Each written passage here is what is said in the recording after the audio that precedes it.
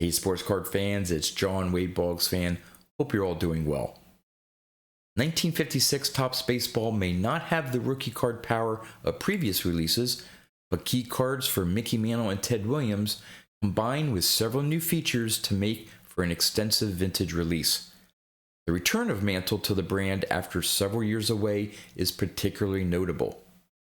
With Topps having acquired Bowman the previous year, consumers were no longer forced to choose between manufacturers and risk missing out on their favorite player.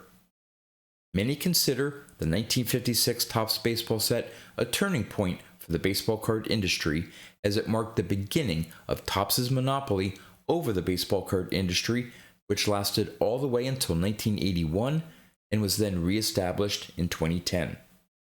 The 1956 Topps baseball set boasts a checklist of 340 base cards and 2 unnumbered checklists.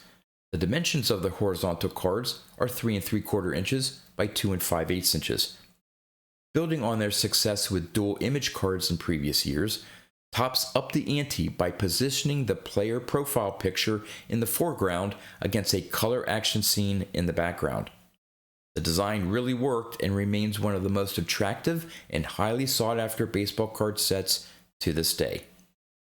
In addition to the beautifully crafted card front, the 1956 Topps baseball card backs supplies a cornucopia of information regarding the player, including statistical and biographical information. The popular 3-panel comic strips provide additional bits of information about the depicted player. Topps incorporated several new elements into the checklist and product configuration for the 1956 set. First, the checklist cards were a fresh update for the Topps set. Also, cards for the American League and National League President were included at the beginning of the checklist. Finally, team-specific cards provide a detailed look at the 16 MLB teams of the time. Despite the overall upgrade to the set, 1956 Topps Baseball wasn't a banner year for rookie cards.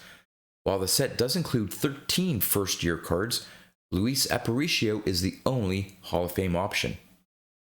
Frank Robinson, the National League Rookie of the Year, is a glaring omission.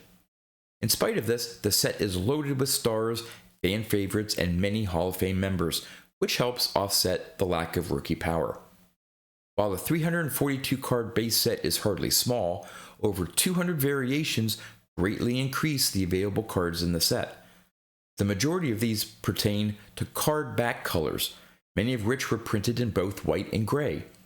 The first 180 cards can be found in either color, and the final 160 card backs are only available in gray. 1956 Topps Baseball is considered by many to be one of the ultimate set building products ever created. In this video, I'm going to show off the top 10 most valuable cards from the 1956 Topps set based on their PSA 5 values. Since most of the cards in the top 10 have both a gray and white back version, I'll be ranking the cards based on their gray back version that matches the rest of the set. I'll also give the values of those cards in higher grades, as well as the population count of those grades. Now, before I get to the top 10, here are the cards that just missed the top 10. At number 15, the Pee Wee Reese card. At number 14, the Bob Feller card. At number 13, the Duke Snider card. At number 12, the Roy Campanella card. And at number 11, the Brooklyn Dodgers team card. So, which cards made the top 10 list? Let's go find out. Coming in at number 10, the Luis Aparicio rookie card. In a PSA 5, there have been 591 graded copies, with a current VCP average price of $164. There have been 690 graded at PSA 6. They sell for around $233. There have been 450 graded at PSA 7. They sell for around $438. There have been 250 graded at PSA 8. They sell for around $1,451. There have been 20 graded at PSA 9. They sell for around $7,146. There have been 3 graded at PSA 10. The last PSA 10 sale was in May of 2012 through SCP Auctions and sold for $11,028, placing the Luis Aparicio rookie card at the number 4 spot in terms of PSA 10 values on this top 10 list. At number 9, the Ernie Banks card. In a PSA 5, there have been 255 graded copies with a current VCP average price of $206. There have been 220 graded at PSA 6. They sell for around $263. There have been 94 graded at PSA 7. They sell for around $600. There have been 35 graded at PSA 8. They sell for around $3,277. There have been 6 graded at PSA 9. The last PSA 9 sale was in August of 2022 through REA and sold for $11,700. And there has not been a PSA 10 graded copy of the Ernie Banks grayback version. At number 8, the Yogi Berra card. In a PSA 5, there have been 609 graded copies with a current VCP average price of $238. There have been 657 graded at PSA 6. They sell for around $336. There have been 439 graded at PSA 7. They sell for around $472. There have been 276 graded at PSA 8. They sell for around $1,263. There have been 35 graded at PSA 9. They sell for around $9,592. And there has been 1 graded at PSA 10. The only PSA 10 sale on VCP's database took place in February of 2008 through Mile High and sold for $14,052, placing the Yogi Berra at the number 3 spot in terms of PSA 10 values on this top 10 list. At number 7, the Sandy Koufax card.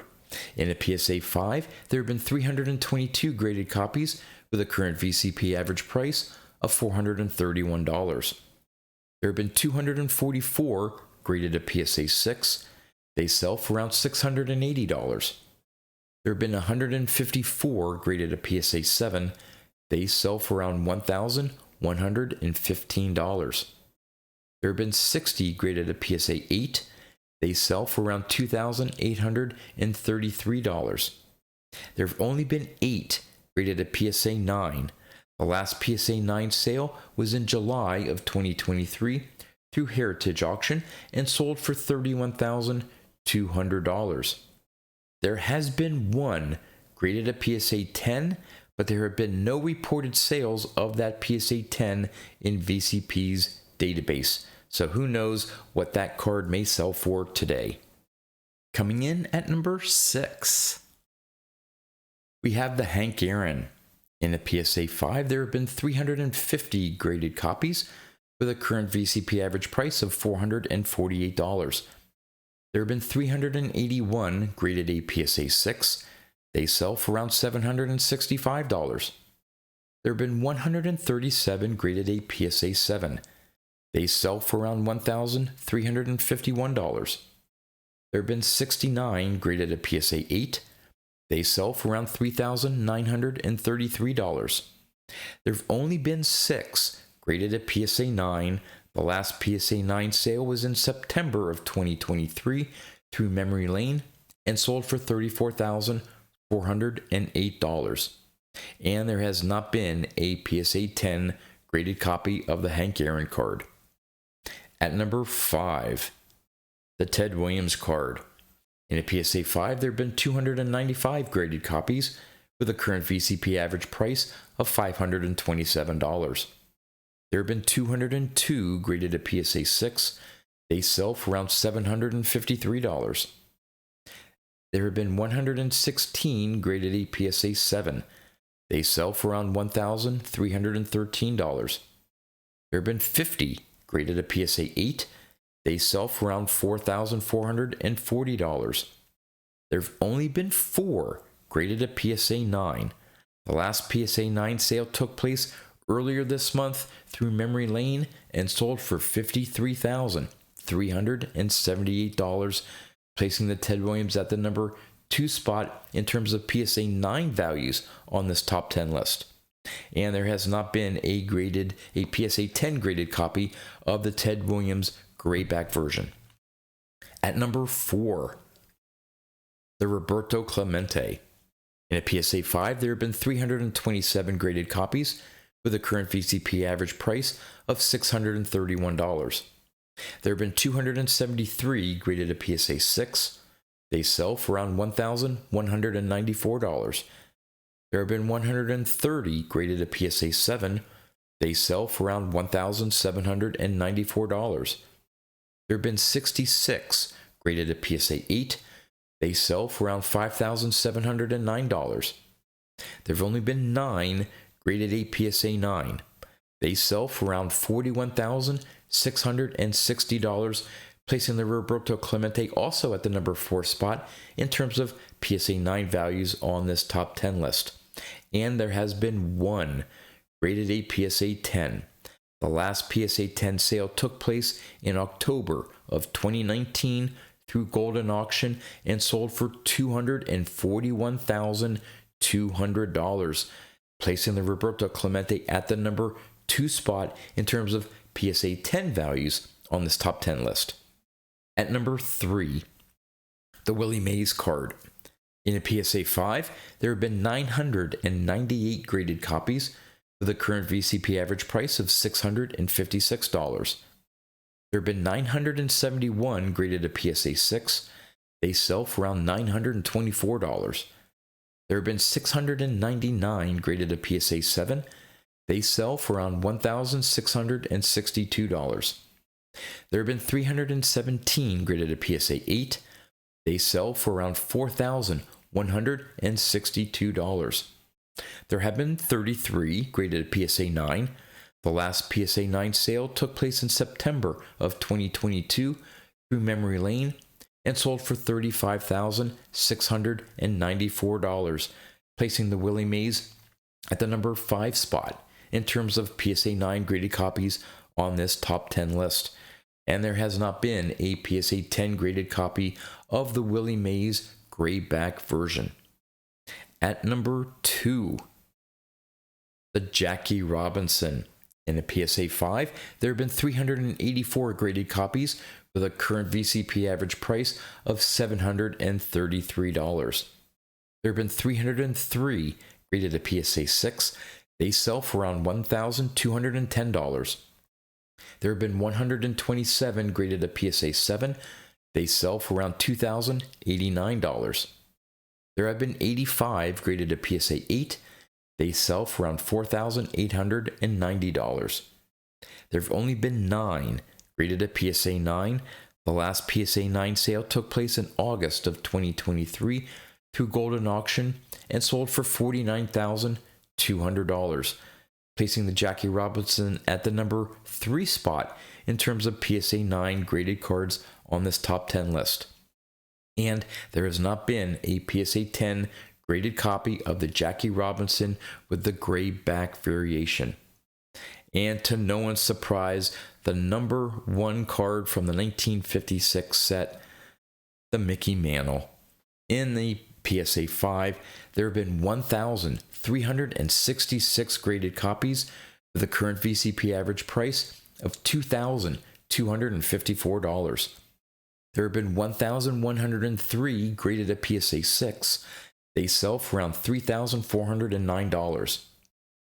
There have been 738 graded a PSA 7. They sell for around $5,482. There have been 363 graded a PSA 8. They sell for around $13,196. There have been 39 graded a PSA 9. The last PSA 9 sale was in September of 2023 through Golden Auction and sold for $104,400, placing the Mickey Mantle also at the number 1 spot in terms of PSA 9 graded copies in this top 10 list. And there have been 4 graded a PSA 10. The last PSA 10 sale took place in May of 2017 through Heritage Auction and sold for $360,000, also placing the Mickey Mantle at the number 1 spot in terms of PSA 10 values on this top 10 list. There you go, the top 10 most valuable cards from the 1956 top set.